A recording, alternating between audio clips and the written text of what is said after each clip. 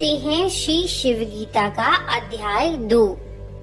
ऋषि बोले, अगस्त्य जी रामचंद्र जी के निकट क्यों आए थे और किस प्रकार से रामचंद्र जी से विरजा दीक्षा कराई गई, इससे रामचंद्र जी को किस फल की प्राप्ति हुई, सो आप हमसे कहिए।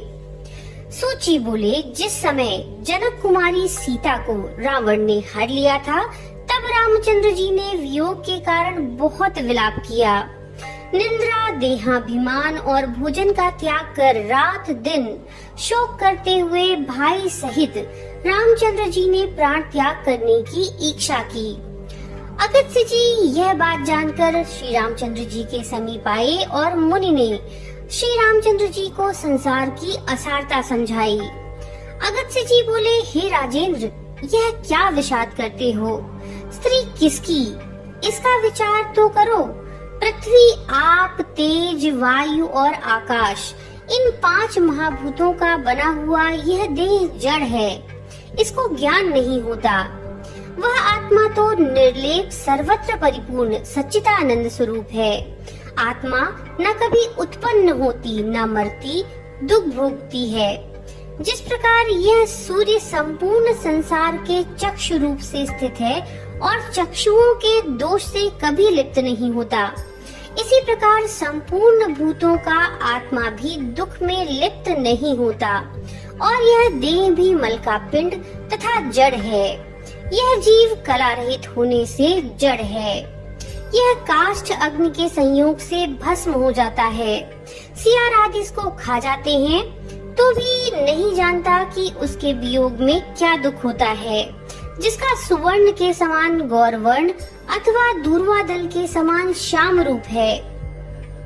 कुछ कलश जिनके उन्नत हैं, मध्य भाग सूक्ष्म है, जिनके कमल के सदृश रक्त वर्ण है, जिनका मुख पूर्णिमा के चंद्रमा के समान है, नील कमल के समान जिनके विशाल नेत्र हैं, मत्त कोकिला के समान जिनके वचन और मत्त हाथी के समान जिनकी चाल है।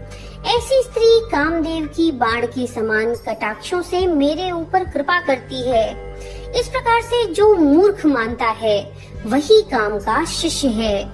हे राजन, सावधान होकर सुनो, मैं इसका विवेक कथन कहता हूँ। यह जीव स्त्री, पुरुष या नपुंसक नहीं है। यह देही मूर्ति रहित, सब देहों में स्थित, रूप रहित, सर्वव्यापी, सबका साक्षी, देह में स्थित हो प्राणी को सजीव करने वाला है। जिसको सूक्ष्मांगी सुकुमार बाला कहते हैं, वह एक मल का पिंड और जड़ स्वरूप है। वह ना कुछ देखती, ना सुनती, ना सूंघती, जिसका शरीर चर्म मात्र का है। हे रामचंद्र, बुद्धि से विचारो और छोड़ो। जो प्राणों से भी अधिक प्यारी है, वही सीता तुम्हारे दुख का कारण होगी। 5 महाभूतों से उत्पन्न होने के कारण 5 भौतिक देह उत्पन्न होते हैं, परंतु उन सब में आत्मा एक परिपूर्ण सनातन है। इस विचार से कौन स्त्री, कौन पुरुष, सभी सहोदर हैं। जिस प्रकार अनेक ग्रह निर्माण करने में आकाश अवच्छिन्नता को प्राप्त होता है, अर्थात उन सब में मिल जाता है, पश्चात उन घरों के जल जाने पर कुछ हानि को प्राप्त नहीं होता, इसी प्रकार देहों में आत्मा परिपूर्ण और सनातन है। देह संबंध से अनेक प्रकार का प्रतीत होता है, परंतु उनके नाश होने पर आत्मा नष्ट नहीं होती, वह एक रूप है। जो मारने वाला जानता है मैंने मारा, जो मरने वाला जानता है मैं मरा, ये दोनों ना जानने से मूर्ख हैं। कारण कि ना मारता है ना मारा जाता है। हे राम, इस कारण अति दुख करने से खेद का कारण क्या है? अपना स्वरूप इस प्रकार जानकर दुख का त्याग कर सुखी हो।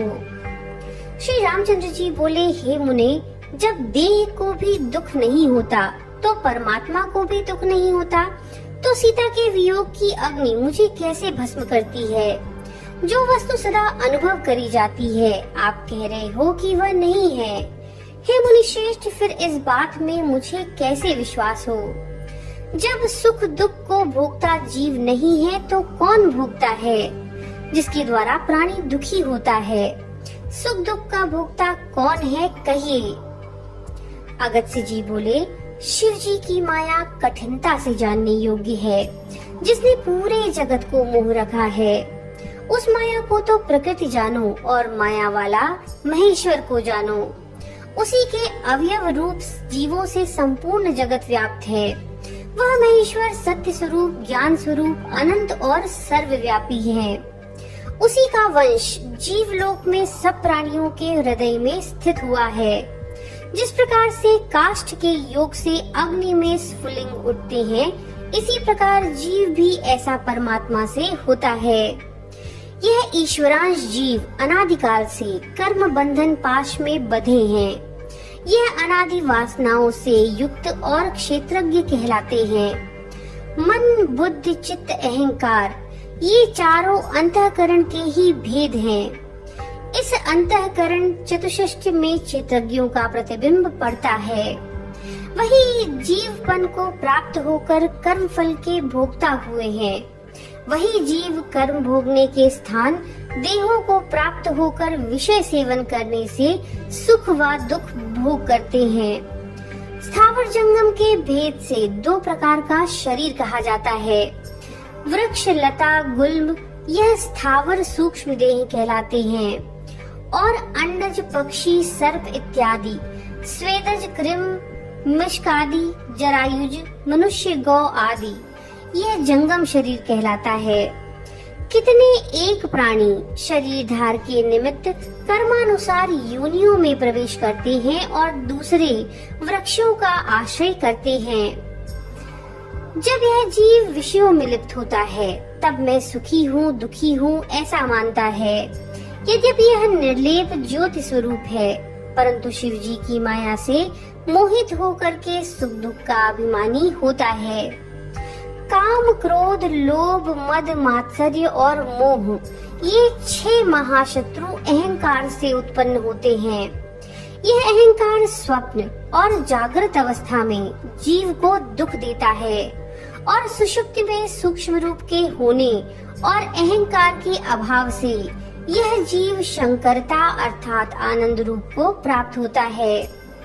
इस प्रकार यह माया में मिलने से सुख दुख का कारण उत्पन्न करता है।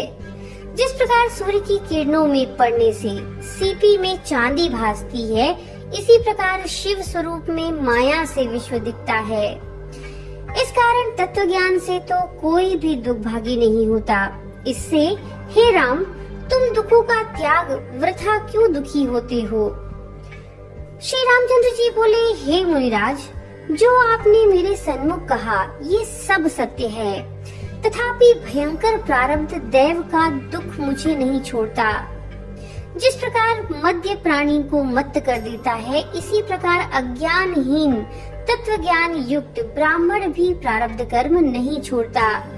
बहुत कहने से क्या, यह काम प्रारब्ध का मंत्री है।